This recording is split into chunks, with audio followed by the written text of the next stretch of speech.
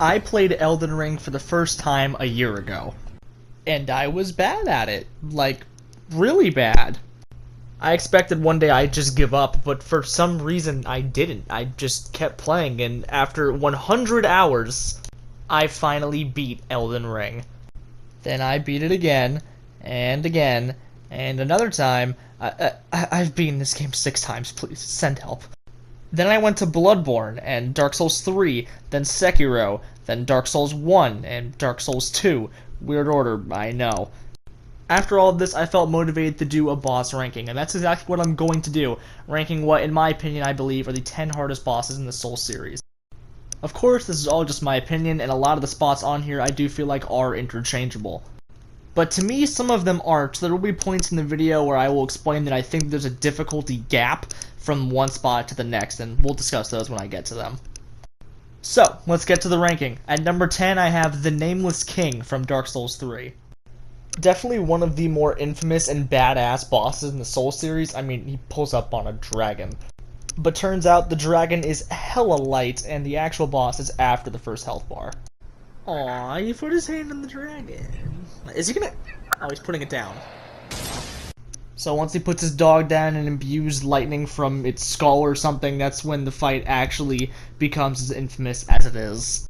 This fight is difficult for all of the right reasons. I couldn't tell you a really crazy move that the Nameless King has. I feel like they're all fair enough. The damage output isn't, like, retarded, and its hitboxes aren't really terrible either.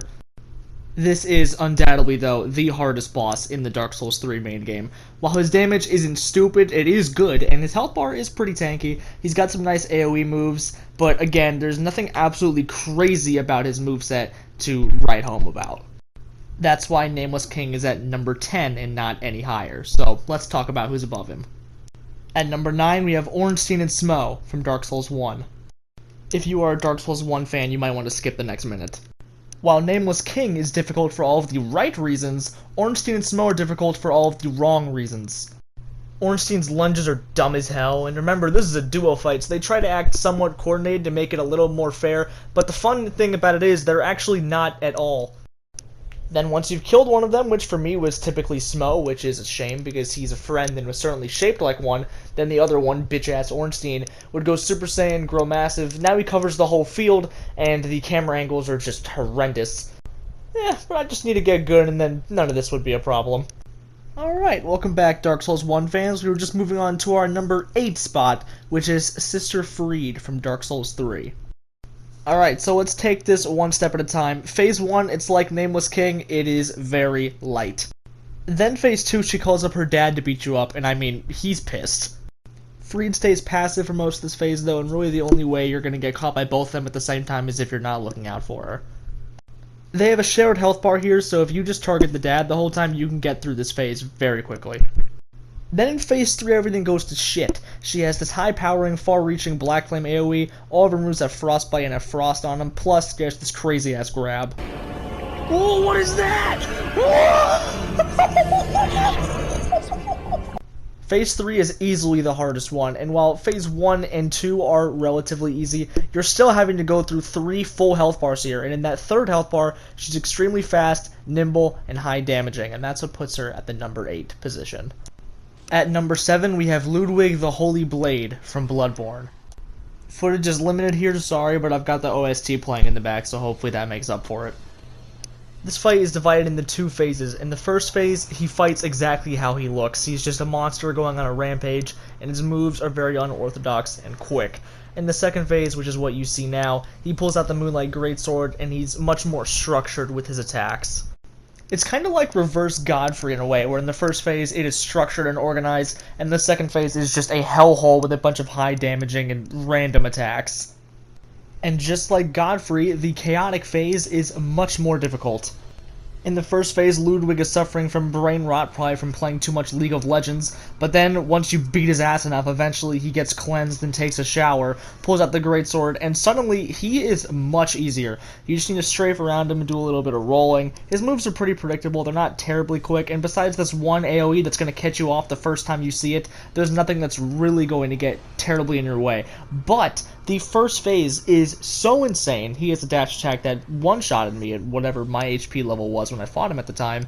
And that move caused a lot of runs to end. And then once you get here, it's kind of like you worked so hard to get to the second phase that you kind of just crack under pressure. Like, I'm spam rolling here, and it's kind of embarrassing that I have to play this clip over and over again.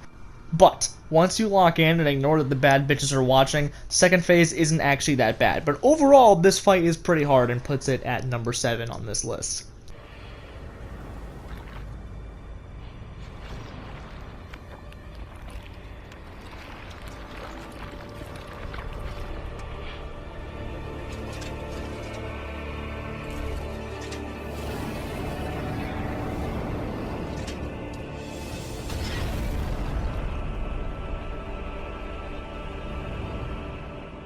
Number 6, Maliketh the Black Blade from Elden Ring.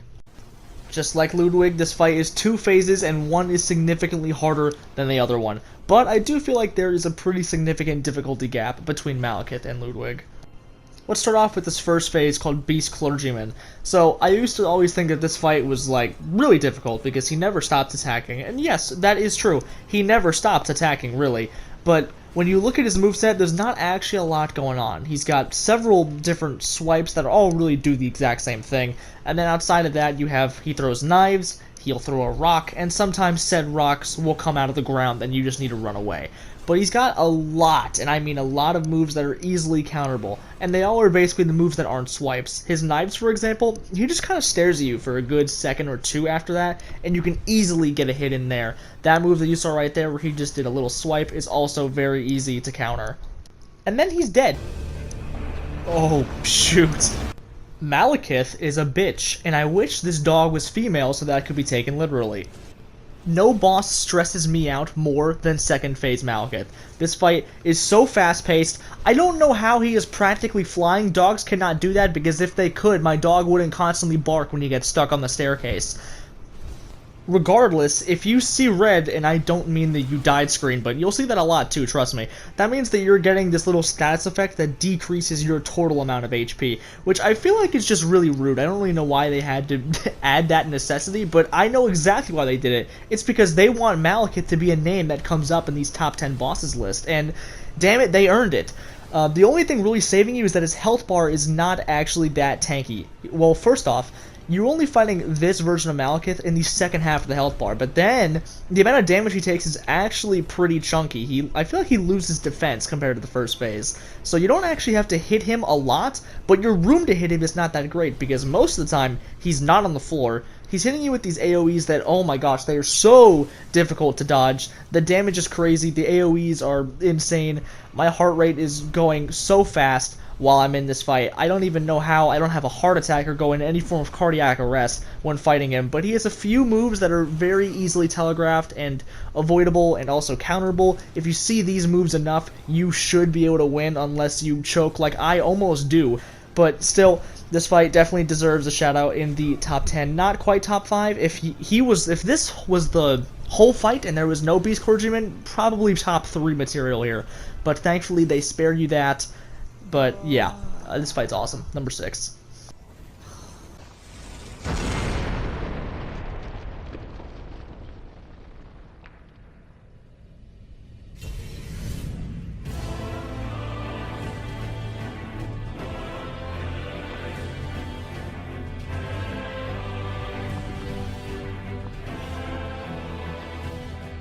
Number 5, Radagon and Elden Beast from Elden Ring. I have a lot to say about these fights, but I'm going to try to keep it simple. And I say fights because, yes, there is 2. There's Radagon of the Golden Order first, and then immediately after that, without a checkpoint, there's Elden Beast. Let's talk about Radagon first. He himself is divided into 2 phases also. His first phase is actually relatively simple. You're seeing it now. It's just kind of like a dance, and once you figure out his moves, this part actually is very easy. Then you hit his second phase, where he basically just gets AoEs on most of his moves. He learns a couple new moves as well, such as a move where he shatters the floor and it creates the formation of the Elden Ring. It looks so cool, and it is easy to get hit by if you don't jump at the correct timing. But by far his worst move is his teleport, where he becomes a yellow beam and teleports in front of you. He even uses it when he's right in front of you already and just teleports onto you, which is a dick move. It doesn't do a lot of damage or anything, but it leads into other moves that can do a lot of damage, and it interrupts that dance that I was talking about before. It's very choreographed in the first phase, and in the second phase that doesn't change besides that teleport, which he spams. You will never not see it in any second phase of Radagon you experience, and sometimes he uses it like almost exclusively. So learning how to get around that teleport, because there is a timing to it, there's a slight delay that's hard to dodge, but if you figure it out, then you can get through it. And then besides that, you're just back in that same dance that you were before, and then once you kill him, it is on to Elden Beast. When you see Elden Beast for the first time, it is really a special moment. You hear the original soundtrack that you hear when you load up the game. Elden Beast also just looks incredible, and the arena is so cool. But you have also just gotten through Radagon, who is a pretty difficult fight on his own. So no matter what, no matter how elegant this looks, the boss, the arena, the music, do not be fooled, this fight sucks dick. I actually think Elden Beast is easier than Radagon. To put this boss as simply as possible, it is a big monster defined by 3 terrible moves which I will now talk about. In the first move, he uses a sword to shoot 4 rays at different times at you. The timing is very tight, and the pressure is very high because if you die, you have to fight Radagon again. This second one is something that will certainly kill you if you've never seen it before, where he puts a light beam up in the air and then shoots a million light beams at you from the sky that you have to dodge. I don't even know the correct way to dodge this without getting hit by at least one. Sometimes I spin, sometimes I dodge left, and sometimes that works, and sometimes I get hit by like half of them and die. And his third move, if you've ever fought this boss before, you knew this was coming, is Elden Stars, where he shoots a beam of light into the air and then a bunch of little beams start chasing you. And what's really the worst about this is, because this move on its own isn't actually that bad, is that he just keeps on going and doesn't stop attacking, and there's no real way to dodge some of these light beams. It just kind of will follow you and hit you, and then, yeah, you're dead. These moves on their own are, of course, terrible, and it is total RNG whether you will see them often or not. But it's also total RNG what moves he uses after these certain moves, because he has Elden Stars he uses, and then he immediately goes into whatever else he wants. So what if he uses another one of those terrible moves right after Elden Stars? This happens more often than not, or at least for me it did. Here's Elden Stars, and then boom, right there, as Elden Stars is ending, you are immediately going to a next attack where Light Rays are shooting at you, and what if he just happened to use his other worst move immediately after that? It is moments like these where you have to be incredibly locked in order to dodge them. And in the playthrough where where I beat him, I did just lock the hell in. And it's really difficult, but it's possible. But if you die, back to Radagon. Radagon and Elden Beast themselves would not make this list, but it's when you put them together that they really become a problem. The natural difficulty of Radagon and the terrible RNG of Elden Beast put them at number 5 on this list. When I think of the hardest bosses in the Soul series, 4 immediately come to mind that are way more difficult than the rest. So big difficulty jump here. At number 4 is Darkeater Midir from Dark Souls 3. Dragon fights in Souls games are usually very easy, but Darkeater Midir is not your typical dragon. He is much tankier, is a lot faster, and does much more damage than any dragon you'll find in any other Souls game. And the big thing is, he takes most damage at the head, but that's not a safe place to be at. Midir is very sporadic, has some game-ending AoEs, some pretty questionable hitboxes, some of the highest damaging moves you'll see in any Souls game, and also this laser move that I felt like I had to mention. The lasers come out of nowhere, they're very unpredictable, they do a huge chunk of your health bar if they don't one-shot you, and there's AoEs after them. I feel like I just had to mention it. I have less to say about this fight because it's not multi-phased or extremely complex. What you see is what you get, and what you get happens to be extremely difficult, which places Darkeater Midir at number 4.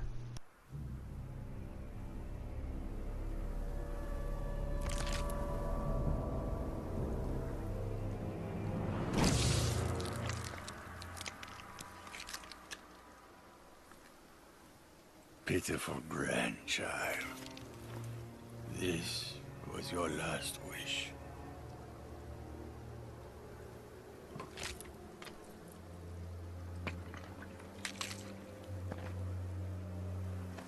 To see Ashina returned from the great beyond.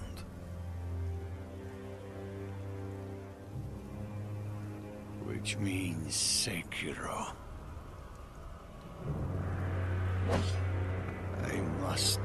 destroy you. Number 3, Isshin the Sword Saint from Sekiro. Before I talk about Isshin, I feel like I have to explain why he's the only boss from Sekiro on this list. I feel like Sekiro is difficult, but once you understand the mechanics and get the combat down, the game basically plays itself as you become an unstoppable force and every single boss is just a pawn in your story because you are God. And that's what I hear about from a lot of other people too when talking about this game. But then you fight Isshin, or really Genichiro for the 3rd time, who is a pushover. But then you fight Isshin, who is divided into 3 phases. The first phase is definitely difficult, but there's not a whole lot to talk about. It is just 2 people with katanas that are really powerful, but this is definitely his least intimidating phase of the 3. In the second phase, he pulls out a giant spear. Where did that come from? And he also has a gun, because suck my dick. Then in his 3rd phase, he catches lightning out of the sky. 3 very difficult phases plus an introductory Genichiro phase makes Isshin the Sword Saint a war of attrition, and certainly one of the hardest bosses in the Soul series. Some people even go as far to say that Isshin is the hardest boss in the Soul series, but I just can't put him above 3. I first tried Isshin recently, and that's not a problem with Isshin, it's a problem with Sekiro, and that this game actually becomes too easy. I cannot first try any other boss on this list, but I could go back and probably first try Isshin again. I'm not going to do it, though, in case I'm wrong. But because of that, I can't put Isshin above 3, but I can respect that he is one of the hardest bosses I've ever fought in any video game. Heed my words. I am Malenia, Blade of Miquella.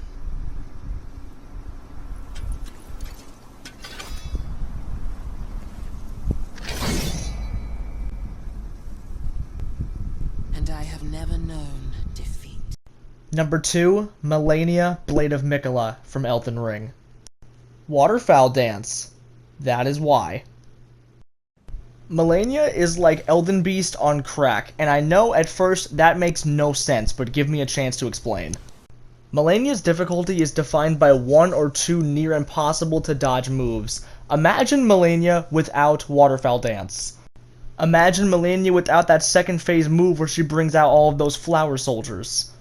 Without these critical moves in her moveset, Malenia is a much easier fight. But I say that Malenia is like Elden Beast on crack because I feel like even if you remove these 2 critical moves, she still would be in the top 10 list somewhere, just probably in the bottom half. Malenia is a very difficult fight, and Waterfowl Dance and that other move I don't know the name of, while they are awful, they are not the only things that make her difficult. She has lifesteal, so she gets health anytime that she hits you, so you can make a lot of progress, but then suddenly it is all reverted because she just healed herself. But what makes up for this is her very low poise, and so you're actually able to hit her and stun her with most weapons in the game, and then you can hit second phase shortly thereafter. Unlike most bosses in the game, though, Malenia's second phase is not procced halfway through her first health bar. You have to get through the entire first health bar before you see Malenia, Goddess of Rot, who is not any easier. She comes down in this flower that looks beautiful, but it'll kill you. It gives you Scarlet Rot buildup, which is just a way worse version of poison. She still has lifesteal, she still has Waterfowl Dance, she now has this pedal AoE whenever she slams on the floor, plus that new soldier pedal move that I was talking about before. Malenia is so infamous in the Souls community, I feel like I have to make a case for why she's not number 1 on this list. And it's again going back to those crutch moves that make her harder than she would be otherwise. Waterfowl Dance being such a crazy move makes it be RNG for whether or not you are going to win or not. If she spams Waterfowl Dance, which happens, you're probably not going to win because those people that say that Waterfowl Dance is easy to dodge are a bunch of bastards, because it's not. But if she hardly uses it, like in the playthrough where I won, where she only used Waterfowl Dance once per phase, then you can win. It's really hard, but you can win. The boss above her, I feel like, is just always hard no matter what, and you don't have that luck chance where she may not use Waterfowl Dance as much as you're expecting, which is why I'd put Malenia at number 2 on this list. But again, the top 4 are kind of interchangeable, and so I could see the case for her being number 1, but for me, she's number 2. I'm dying to ride, but please tell me it's done. Oh, it's done. Before we get to the number 1 spot, I'd like to go through some honorable mentions. I'd also like to preface that I have played Dark Souls 2, but I don't feel like any boss from the main game is worthy of a mention. I haven't played the DLC yet, though, so if any of those bosses are crazy enough, I'll let you know in a community post or something. Honorable mentions include Shadows of Yharnam from Bloodborne, Morgott from Elden Ring, no one's going to agree with that, but that's cool, and Genichiro from Sekiro. But what I believe to be the hardest boss in the Souls series is Orphan of Kos from Bloodborne. I'm happy to report that Orphan of Kos is not at the very top of this list because of 1 or 2 BS moves. Orphan of Kos is just a genuinely difficult fight, divided into 2 phases, and in classic Soulsborne fashion, the second phase is way worse. Orphan of Kos is so unpredictable. When I'm looking back at this fight, it's like he doesn't even have combo strings. He just leads into random attacks out of nowhere. To be fair, I haven't fought him since September, so my memory of all of his moves is not like extremely up to date. But I remember when I fought him that just nothing seemed to make sense, and every single fight was different than the last. I already made a dedicated video to Orphan of Kos because I realized he was that difficult, so if you want a really in-depth look at what this boss is like, you could go watch that. But here's what I will say. The first phase is crazy. There's a lot of moves that just stun you and send you flying into the air. He has high damage. He's quick. Then in his second phase, he grows wings, and he hardly uses them besides when he jumps in the air to do a grand slam on you, or when he grabs a bunch of gumballs and throws them out of his placenta. He summons lightning from his dead mother. He took me 83 attempts, and he's what I believe to be the hardest boss in the Souls series. Oh my gosh! That is my list of the 10 hardest bosses in the Souls series. Hey, if you enjoyed it, consider leaving a like. This took me a while. And if you're new around here, consider subscribing too. I usually don't make videos like this, nor am I going to switch to it because I've never spent so long editing a video, and it is very tiring. But who knows, maybe I'll be motivated to do another project like this sometime in the future. But as I say, when I defeat a boss that is usually as hard as these, I'm tired and I'm going to bed. Good night.